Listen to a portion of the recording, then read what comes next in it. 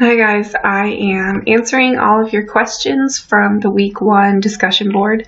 I'm going to try to go through this as quickly as possible because I just recorded this video and then I forgot to save it, so I have to do it over and it's frustrating. I'm sure you've been here, and if you haven't, I'm jealous. Alright, so I'm just going to read through all of these questions. I'm going to answer them as succinctly as possible. Some of them will warrant a little bit more discussion, I think, but I hope you'll stick with the video or jump around to the questions you particularly want to be answered. I'm going to highlight each question as I answer them. So the first question is, do we have a final exam for this course? Yes, we do. What will it be like? So our final exam is on MLA format and APA format, and that's things like the basic header of MLA and APA, inserting running head and APA, editing and errors, inconsistencies with the headers that you see on a page. That also incorporates in-text citations, works cited page, references page, and how to properly format those, and again, recognize errors. It can be multiple choice at times. It could be like not necessarily fill in the blank, maybe fill in the blank. I can't remember. I made the test last year. It can be editing, so you'll see like a header that's wrong and you have to make the changes to it. It can also be like looking at a citation copyright page on a book or a magazine or something and creating the citation or reference yourself. So that's what it's like. I do think that it's difficult. However, you can use your textbook, you can use the internet, you can use any resource you have available to you, because I don't think that formatting is anything you should ever have to memorize. I think you should just always know how to read a handbook and how to pay attention to the details.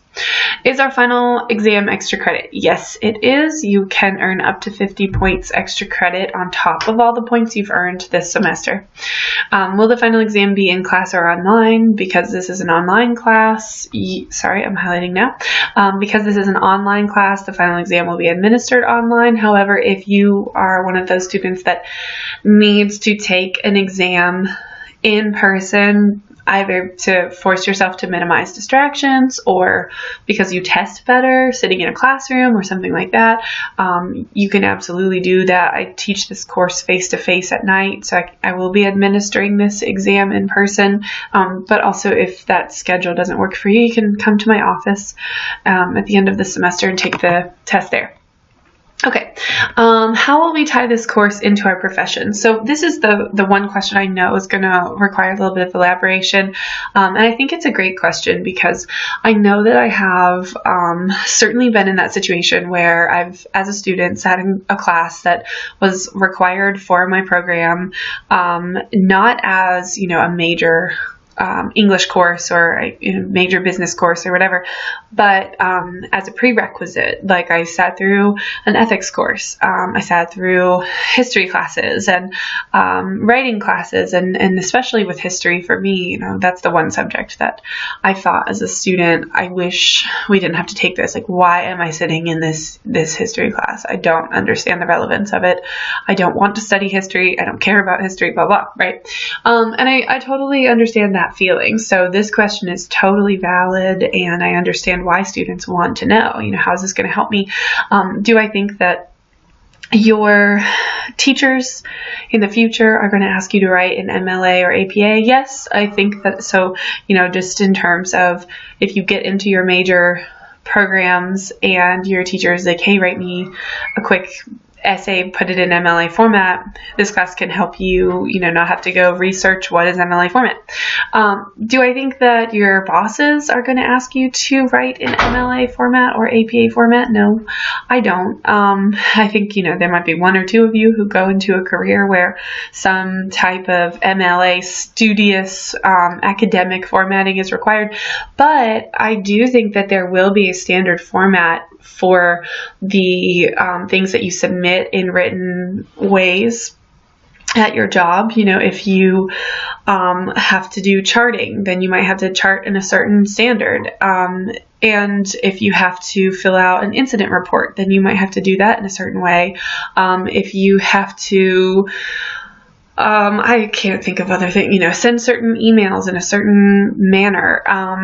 There are going to be things within your job that require writing to a standard that is created by your company or your profession. There's something like that, right? So what is this class doing for that? Well, obviously I'm not going to teach you how to write a memo for your job, but by teaching you in helping you learn how to read a handbook, identify what you're supposed to be doing based on the information in the handbook, and then replicating that with your own information, you're learning essentially a transferable skill. So attention to detail, I guess, is a blanket transferable skill, but then writing, knowing that you can write in a certain style, and essentially it's about following directions, right? You know, you take this class, and if you make an A in this class, you have my permission to put attention to detail, ability to follow directions, I'm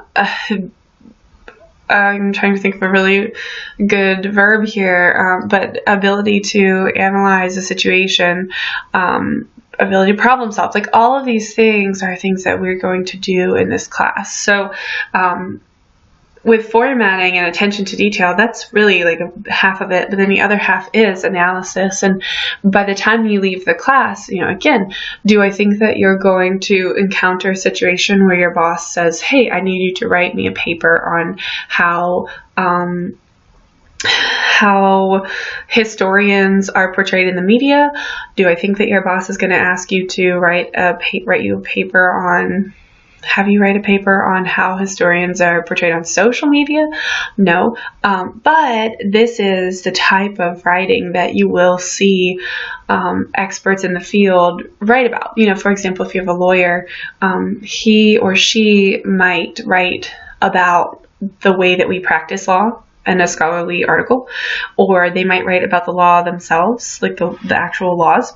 And then they also might write about how the profession is portrayed to the public, because I think that that's something that we should be concerned with, something that's important, especially for jobs that are public heavy. You know, they require that there's a lot of interaction between the job and the public. So I think that there are absolutely ways that you can tie the class into your specific profession by selecting topics that are relative to that. But then just even more so, this class is teaching you transferable skills. So I hope that my answer is not just coming across as like defensive or anything like that. Of course, it's my class, and I think that I've designed it in a way that is effective. But I absolutely understand, you know, the hesitation for students who have been told they have to take English 112 in order to transfer, or before they transfer, or whatever. And that is frustrating if you're not interested in the subject matter. But I think that if you come to the class with an open mind, and with the knowledge that there are things you can learn in the course that can be applied, then you can come out of the class with at least a decent basis for applying ideas to your profession. You know, am I going to teach you how to write law? Can I even effectively assess your ability to write law? No, absolutely not. But I can teach you how to analyze and pay attention to details, and those things can be applied to your specific career. So, okay, that's a long-winded response. Towards the construction of the annotated bibliography, should it reflect a theme towards our profession? So I'm not 100% sure, excuse me, what this question is asking, but I guess what I would say is, if you're wondering, like, do we need to go ahead in our annotated bibliography and say whether our movie or TV show is accurately representing the chosen profession? No, you don't. I don't want you to go ahead and make any analysis. Just summarize your sources and talk about how you might use them in your paper.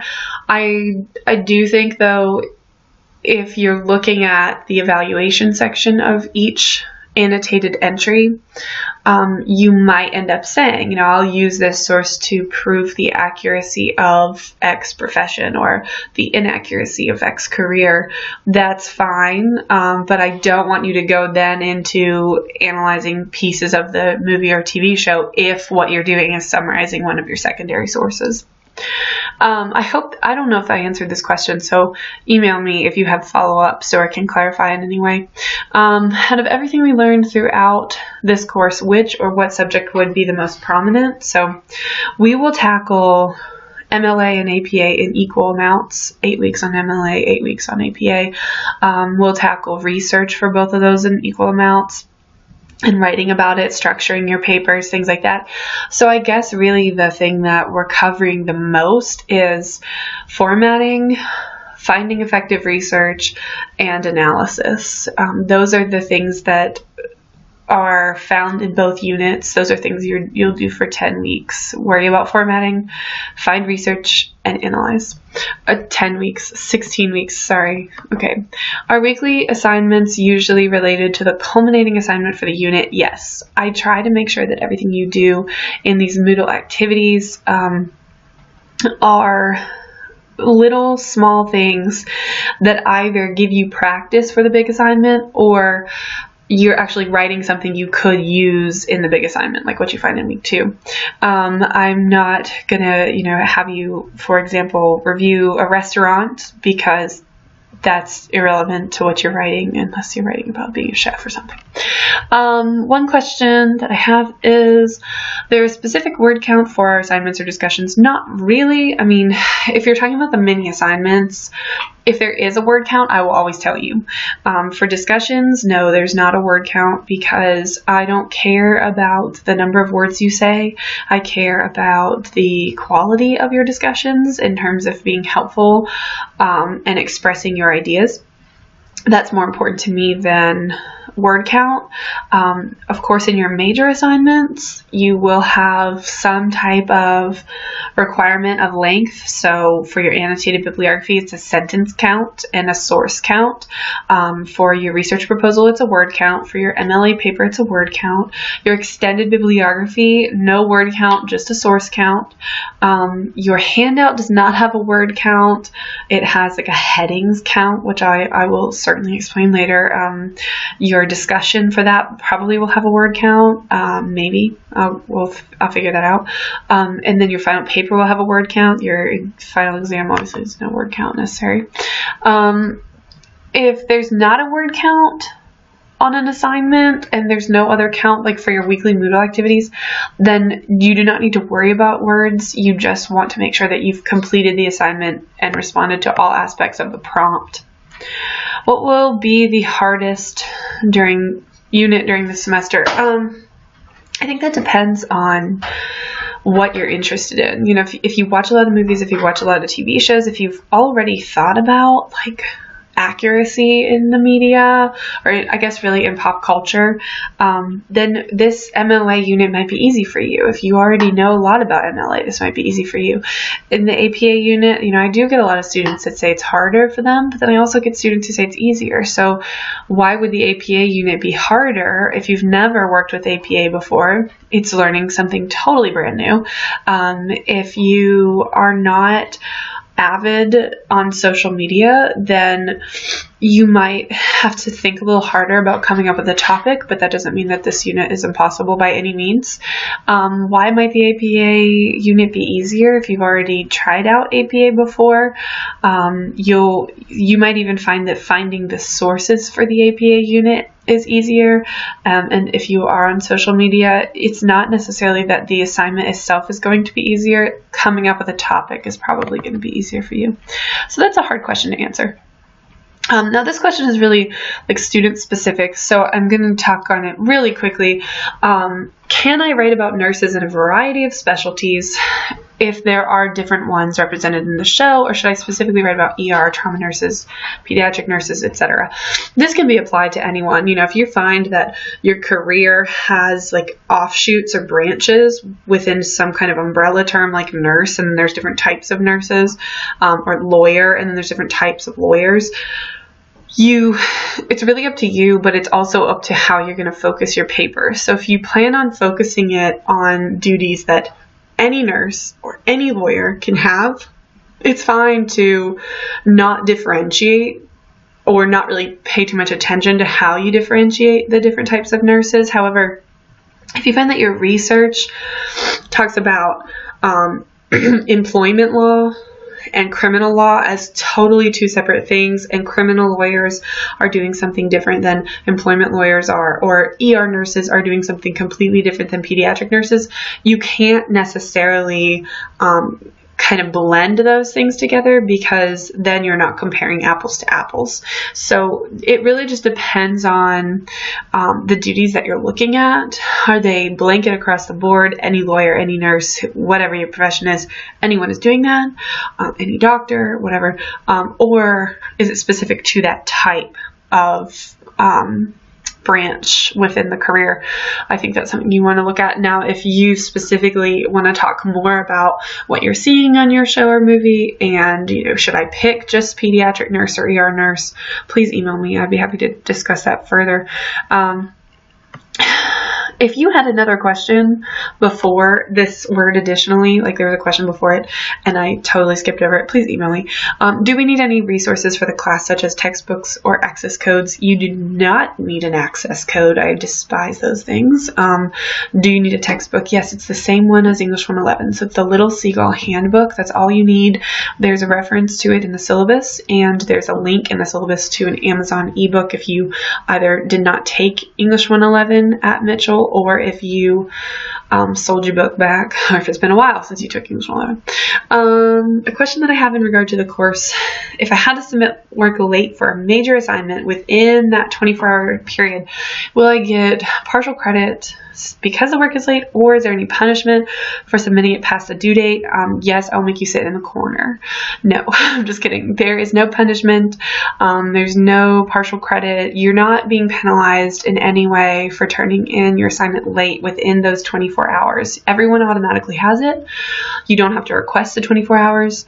I'm not going to ask you why you submitted your work in late. I'm not even going to judge you for submitting your work late. I'm probably not even going to pay attention to the fact that you had to submit it 24 hours late. So there's no negative repercussion whatsoever for using that 24-hour window. The punishment or the consequence, I guess, that comes from, submitting something late is just, if it's after the 24-hour window, the submission portal will close and there's no way for you to turn it in, which means you will get a 0. Of course, you guys know, and if you don't know, you might not know this. You can always request an extension at any point in the semester. If you're working on an assignment and you need extra time, you can get an extension, but you have to ask me before the deadline, and I will just talk with you via email and say, where are you at in your writing process? We will address, I will take that into consideration. If you're almost finished, that might just be another 24 hours. If you are just getting started, then that might be a whole nother conversation that we need to have. If you're, we'll talk about that. We'll talk about giving you an extension and how that might affect future deadlines. So we'll make a plan for how to make sure you don't get a snowball effect of becoming behind. And then we'll talk about, why you need more time. Is it something you're struggling with the assignment? Is it something more personal? Of course, you would never have to share anything with me that you don't feel comfortable sharing, or that would breach some policy that I can't ask you things personal. Okay. Also, this question should have been highlighted, so I'm moving to the next one. One question that I have regarding this course is, how much time will we be given for the essays? So officially, I will always go over the essay assignment on the week that starts the unit. So right now, you can be writing your essay if you want to. So I guess essentially 8 weeks. However, I'm not dumb, and I don't think that you might be thinking about your essay, but I don't think that you're necessarily writing it out right now. And if you are, kudos, that's awesome. So in between the assignment due before the essay and the essay, how much time to just focus directly on the essay? Probably 2 to 3 weeks. Check the schedule. All the due dates are in there already, so you'll know. Do we have a weekly quiz or a unit test? No, I do not think that tests and quizzes are necessarily the most effective way to assess your writing. I think they're good ways to assess like formatting knowledge, but not your writing. And that's really what I want to assess in the little bits. So I'm going to ask you to write stuff, not to be tested on stuff. Oh my gosh, I'm forgetting to highlight these things. What program do you use to record your feedback videos? Oh, Showmore. Sounds like Showmars, which is a restaurant, but it's not. Showmore is just a program. I downloaded it on my computer, but you can just use it on an online service if you want. You just start recording. You can make yourself pop up in the corner, but you don't have to be there. You can write on the screen with what you're doing. You can pause and start back over again. There's a lot of really cool things that you can do with that service. Final question. If we receive a lower grade on the final than our class grade, will the score be recorded in the gradebook? So no, I will always record everything that you do in this class in the gradebook, and that's because the way that I break down grades is accumulation based. I don't use averages. I give you points. I don't like the way that sounds. You earn points. So the whole class totals 1,000 points. So let's say, I guess to answer this question, I will use an example. If at the end of the semester, your final overall class grade, let's say you have 900 points. So that's like a 90%. And then you take your final extra credit exam, and you don't do very well, and so you get like a 10 points, so that would be a 20%. I'm not going to give you those 10 points. I am going to add them. So again, accumulation based, I'm going to add them to the 900 points you already have. So your overall course total grade would be 910. That doesn't really matter in that example, but what if your course total grade was 890 points and you got 10 points on that extra credit? 890 points would be a B, but those 10 points would bounce you up to 900 points overall, which would give you an A in the course. So I will always record everything you do, whether you did well or not, because it's even doing bad, you still get points. And with that being said, don't ever not turn something in, because something is better than nothing. I don't think everyone believes that, but I do. So if you know you haven't asked for an extension before a deadline, you're past that 24-hour window, or you're almost about to be past that 24-hour window, you're almost done with your essay, but you're not finished, don't not turn it in. Turn it in anyway and get as many points as you can. Okay, I'm going to end this video here because it's already too long. If you have any follow-up questions or additional questions that you've come up with since I required these, please email me. I really look forward to hearing from you guys and I hope I can clarify anything at all. If anything in this video has confused you even further, please let me know. Otherwise, happy writing, have a good week, happy researching. Email me if you need me at all.